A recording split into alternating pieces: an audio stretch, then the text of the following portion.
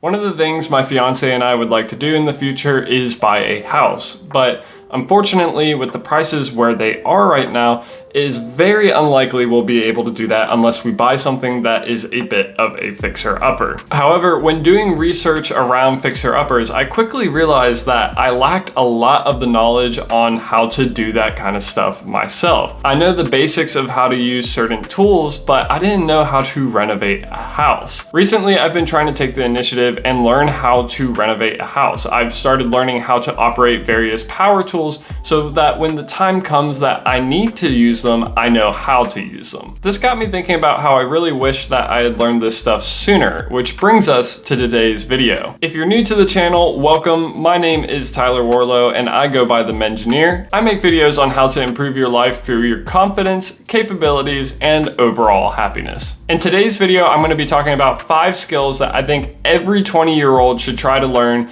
before they're 25. I consider all of these skills to be skills that will benefit you throughout your life, so this is going to be applicable even if you aren't 20. If that sounds interesting to you, please be sure to leave a like and subscribe to join me along in the self-improvement journey. Coming in at number 1 is something that I've already touched on, and that is going to be knowing how to use tools and perform basic maintenance. Being able to use your hands and tools to fix things yourself, you're going to be able to save yourself a lot of money in the long run. One of the best ways that you're going to be able to do this is fixing your own car. A few months ago, my fiance's alternator died in her vehicle. We of course got it towed over to a local garage and got a quote for the price that it would take them to do the work. And it was nearly $1,000. When I looked at the quoted price, they were trying to charge us about $500 for a refurbished alternator that they were going to put in the car. You yourself can buy a new alternator for about half that price.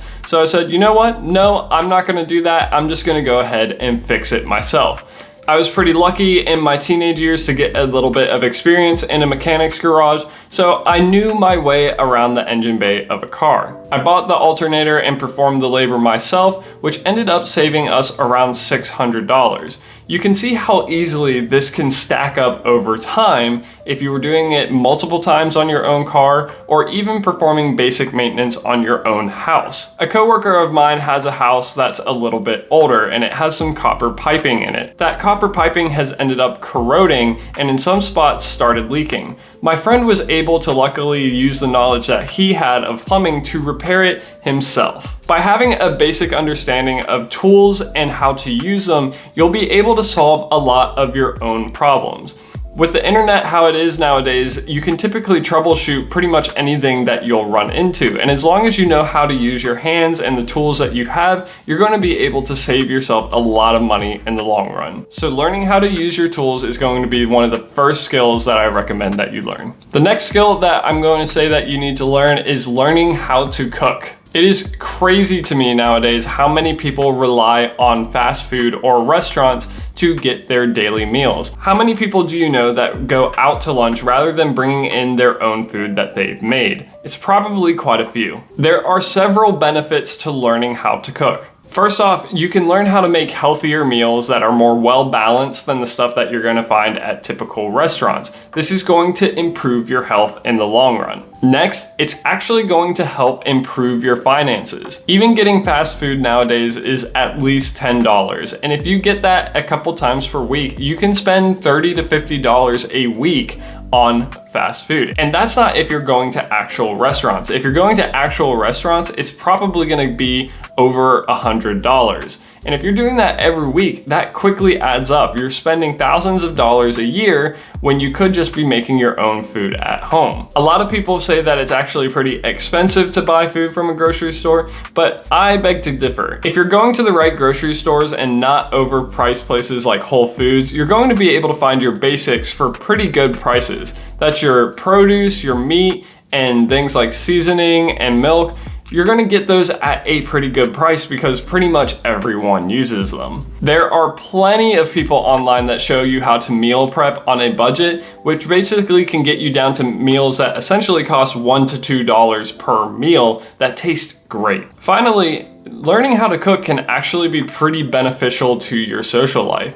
You can invite people over to your place and you're the one that knows how to cook and serve great food. Great food makes everybody happy, and it's a great social bonding experience. Think about how many people have formed great memories with their family around food. If you're single and looking to find someone new, being able to prepare them a nice meal is an impressive skill in its own right, and a lot of people are looking for that in someone. These are all great benefits of knowing how to cook, so that's why I recommend that as the second skill to make sure that you learn. Next up, it's important that you understand the basics and fundamentals of personal finance. The earlier that you can start learning the basics of personal finance, the more confident that you're going to become. And the earlier that you get started, the much bigger the benefits end up being. For example, let's take a look at these two graphs. The first one that I'm going to show you is going to be for a 20-year-old who started investing with only $4,000 a year. The next graph is going to be someone who, rather than starting at 20, started at 25.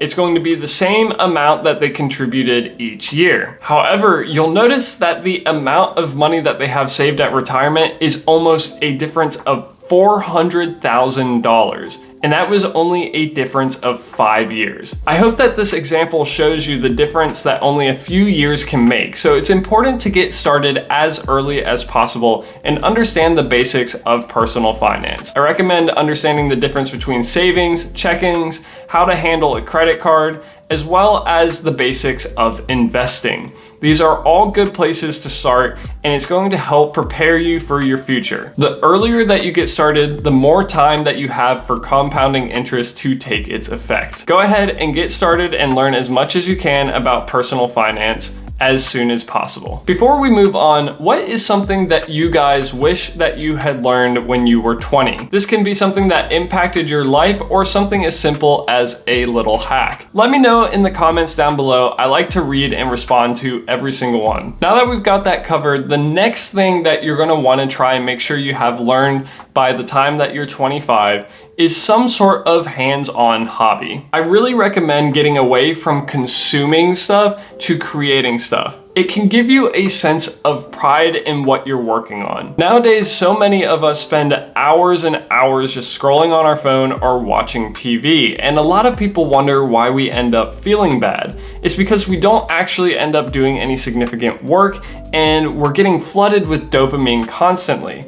But the problem with that is, with every spike in dopamine that we get, we have to have a trough. So when we're constantly flooding ourselves with dopamine, whenever we aren't doing those things, then we end up having a just really terrible feeling. So what I recommend doing is getting into a hobby that it takes a little longer to feel that sense of satisfaction. And usually the best things that you can do for this are something that are hands-on. That can be something like woodworking, painting, social media content creation, or even just working on your car. A lot of these things take some legitimate time and effort to learn and increase your skill at. But what a lot of people end up saying is like, it can be the most frustrating thing in the world until they actually hit that finishing point, and then it feels great. People tend to get a huge sense of satisfaction when they accomplish something on their own. And this is why I recommend learning some form of a hands-on hobby. It's going to help pull you away from the digital lifestyle that we all live in and give your brain a bit of a break.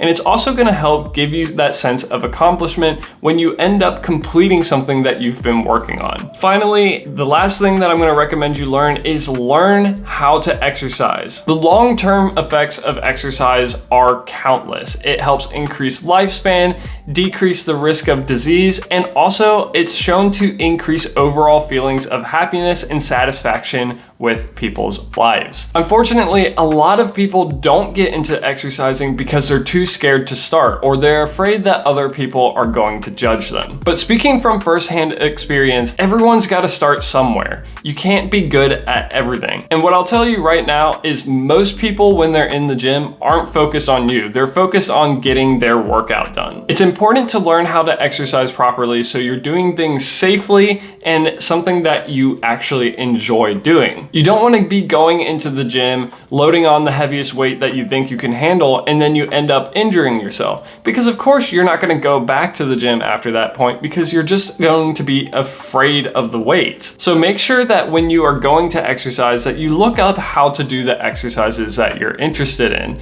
and start at a lower spot than you think you should. This is going to help protect you from injury and also help you to see progress. One of the pieces of advice that I'm going to give here is try to stick with it for more than 3 weeks. When I first got into exercising, I really struggled to get past that 3-week point because I actually found that my body felt the worst and the most sore at that 3rd week. However, for people who are brand new to exercising, if you can break past that 3rd week, I'll tell you right now that things start to feel easier. Your muscles don't hurt as much, the weight starts going up, and you start to see progress in whatever it is that you're working on. This is going to have benefits for you physically, mentally, and also just help you improve your confidence overall. So I can't say enough good things about exercising, and it's why I recommend that everyone learn how to exercise properly. But that's gonna bring us to the end of the video, y'all. If you found this video to be helpful or informative at all, please be sure to leave a like and subscribe to the channel. If you have any of your own thoughts, ideas, or opinions, please be sure to let me know with a comment down below. If you'd like to see more videos like this one where I talk about learning related topics, be sure to check out this video right here where I talk about how to gamify your learning. If you're interested in more of my most recent stuff, be sure to check out this video right here. But until the next time,